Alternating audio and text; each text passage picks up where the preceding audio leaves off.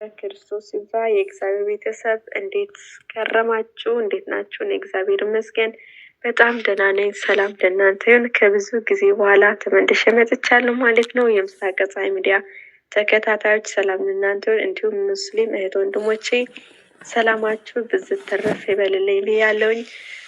ዛሬ አንዲት አጠር ያለች ንባብ ይዤላችሁ መጥቻለሁኝ። ዲያቆን ሆኔክ ኃይለ መጽሐፍ የተወሰደ ንባብ ነው። በእርሱ ቁስል እኛ ተፈወስን ይላል። ከሕማማት መጽሐፉና የተወሰደ ማለት ነው። በእርሱ ቁስል እኛ ተፈወስን። ጲላጦስ የካህናት አለቆችን፣ መኳንንትን፣ ሕዝቡንም በአንድነትን ጠርቶ እንዲህ አላቸው፣ ሕዝቡንም ያጣመመ ብላችሁ ይህንን ሰው ወደ እኔ አመጣችሁት። እነሆም በፊታችሁ መርምሬ ከምታስቡትን ነገር አንድ በደልስ እንኳን በዚህ ሰው አላገኘሁበትም። ሄሮድስም ደግሞ ምንም አላገኘም፣ ወደ እኛም መልሶታልና እነሆም ለሞትን የሚያደርስ ምንም አላደረገም። እንግዲህ ቀጥቼ እፈታዋለሁ አላቸው። ጲላጦስ የጌታችን ንጹሕ መሆኑን ካወቀ በኋላ ቀጥቼ እፈታዋለሁ አለ። ንጹሕ መሆኑን ምክንያት የተቀጣ የጌታችን በቀር ማን አለ? ጲላጦስ አይሁድን ደስ ሊያሰኝ ሲፈልግ ምን ያህል ጥያቄ መለሰ እና ሕጋዊ የፍርድን ሂደትን ማፍረስን ትቶ በንጹሕ ጌታ ላይ ግርፋትን እንዲወርድበትን ፈረደ።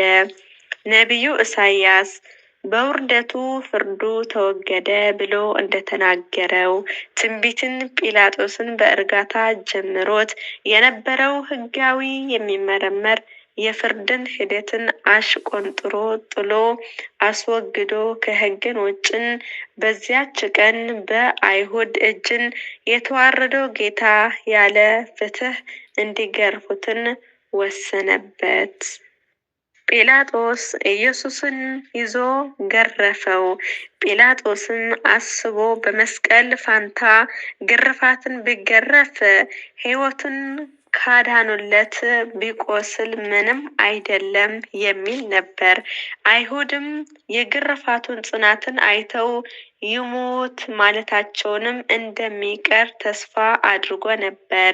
በዚህም ምክንያት ከትናንትና ምሽት ጀምሮ ታስሮ ሲንገላታ ያመሸው በሐናን ቀያፋ ግቢ ውስጥን ሊደበድቡና በጡጫ ሲመቱትን ያደረው ጌታ በምህረትን ለሾሞቹ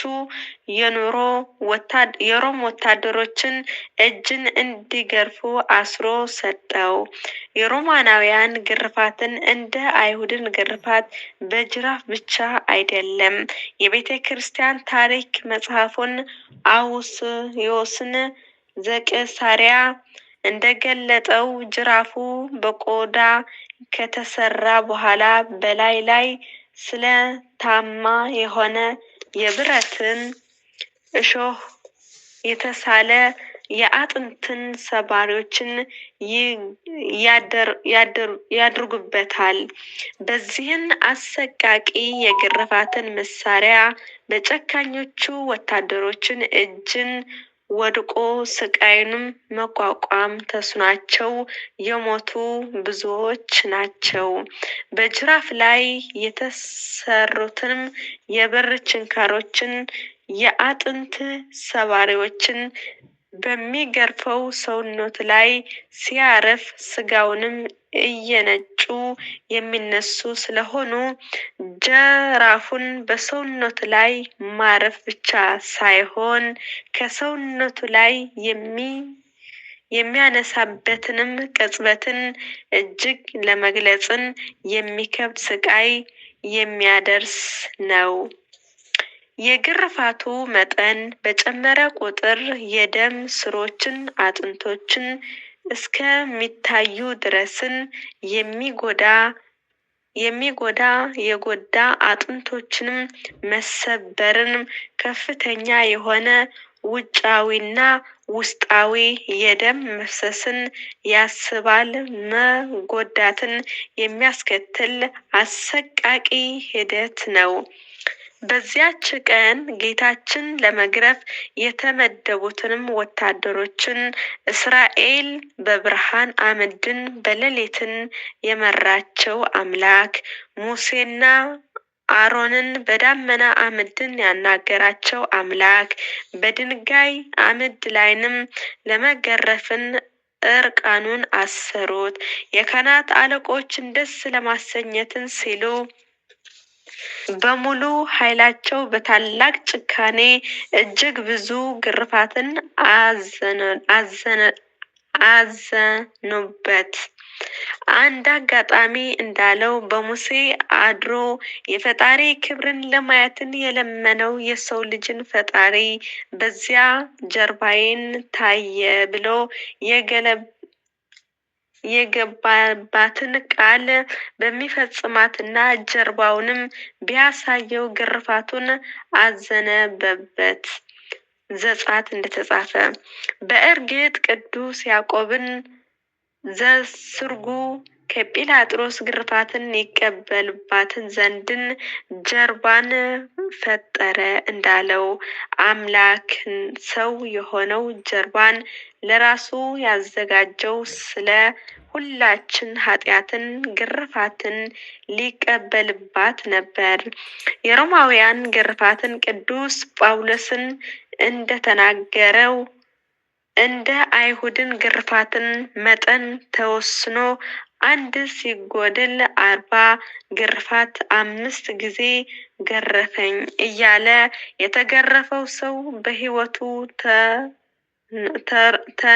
በስላሴ ስም ተርፎ እያስታወሰ የሚናገረው አይነትን ግርፋትን አይደለም። ቤተ ክርስቲያን የጌታችን ግርፋትን 6666 ጊዜ እንደሆነ ስታስተምር 5000 ነው 4000 ነው የሚሉ አሉ። ይህንን አሰቃቂ ግርፋትን በሺ ለሚቆጠር ጊዜ መገረፍ ግን ሁሉ ሊቃውንትን የታሪክ ሰዎችን ተስማምተውበታል። ጌታችን እጅግ መገረፍን የሚያሳይ መስቀሉን ባሸከሙት ጊዜ በየስፍራውንም እስኪወድቅ ድረስን አቅም ማጣቱ ነው። የጌታ ግርፋቱንስ መቁጠር ቢቻል እንኳን ስቃይን ግን እንዴት ልንቆጥረው እንችላለን? ቤተ ክርስቲያን ከስጋው አልፎ አጥንቶቹ እስከሚታዩ ድረስን ስለተገረፈው አምላክን በዕለተ ዓርብን የምታነበው የምታዜመው እርሱ ክርስቶስን አስቀድሞ በነቢዩ ዳዊትን አድሮ ለሕማሙ የተናገረው የትንቢትን ቃል የስቃይ መጠን ጥቂትን ቢሆን ለማሰብን ያግዘናል። እንደ ውሃ ፈሰሱኝ፣ አጥንቶችም ሁሉ ተለያዩ። ልቤ እንደ ሰም ሆነ፣ በአጥንቶችን መካከል ቀለጠ። አጥንቶች ሁሉ ተቆጠሩ፣ እነርሱንም አዩኝ፣ ተመለከቱኝ፣ አጥንቶችንም ተናወጠ። የመዝሙረ ዳዊት መዝሙር ምዕራፍ 21 ቁጥር 14 እስከ 17። ቅዳሴያችን እንዲህ ይላል። የወልድን መከራው የሚናገረው ምን አይነት አፍ ነው? ምን አይነት ከንፈር ነው? ምን አይነት አንደበት ነው? የፍቅር ጌታ ሕማማቱ በተነገረ ጊዜ ልብን ይለያል፣ ሕማምን ይመታል፣ ነፍሱንም ትንቀጠቀጣለች፣ ስጋን ይደክማል። በእውነት የጌታችን ስቃይ ለመግለጽ ምን አይነት ቅዱስ ኤፍሬም እንደተናገረው በክርስቶስ የተወደዳችሁ ሆይ ኑ ወዲህ ቅረቡ። በዚችን ዕለትን በዳዊት ከተማ የሆነውን አብረን እኔ በተስፋ ቃል ሲጠብቁ የነበሩ የተመረጡ የአብርሃም ዘሮችን ዛሬ ምን እያደረጉ እንመልከት። ጌታ ሆይ ረጅሙን ስቃይ ማን ሊገልጸው ይችላል ይላል። ይህንን ይህንን ሁሉ የሆነው ስለኛ ኃጢአት ነበር። ኦሪትን የሚገርፈው ሰው የግርፋቱን ቁጥር እንደ ኃጢአትን መጠን ሆነኝ ትላለች። ጌታችን ማንም ስለ ኃጢአቱ ሊወቅሰው የማይችል ንጹሕ ቢሆንም እግዚአብሔር የሁላችን በደል በእርሱ ላይ አኑሮ ስለተባለ ግርፋቱንም በተሸከመው የኛ ኃጢአትን መጠን ነው። እርሱ ስለተላለፈችው ቁስል ስለ በደላችን ደቀቀ። የድህነታችንም ተገስጾ በእርሱ ላይ ነበረ።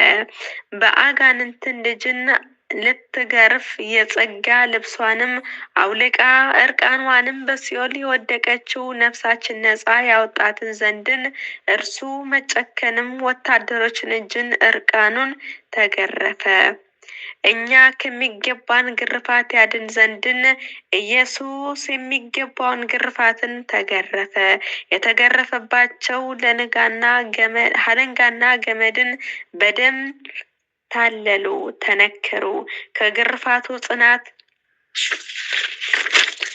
የተነሳ ስጋውን ሁሉ አለቀ።